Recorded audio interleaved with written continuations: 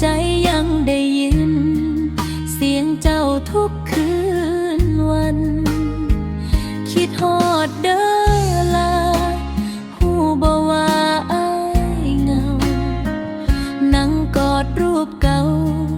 น้ำตาก็ไหลเบาบ่มีไผแทนเจ้า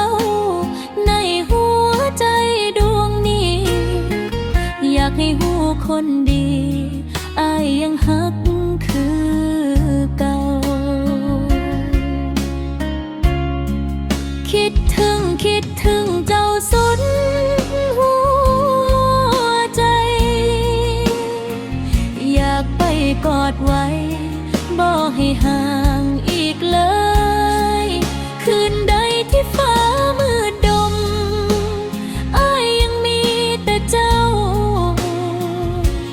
เป็นคนเดียวในใจเสมอคิดฮอดหลายเด้อคำแพง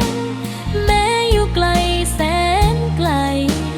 ใจอ้ายบ่เปลี่ยน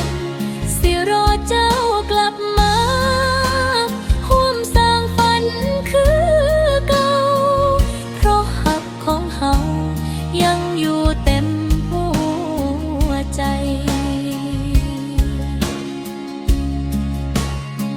เสียงเพลงเก่าๆยังเปิดฟังทุกคืนภาพหวานชื่นยังบ่เคยจางหายอ้ายยังจำวันที่เฮาจับมือเบิ่งพระจันทร์คำฮักที่เคยฝันยังเก็บไว้บ่ลืมคิดถึงเจ้าสุดหัวใจ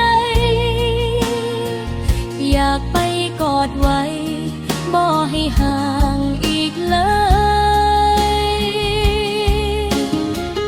หากคืนนี้เจ้าได้ยินเพลงของอ้าย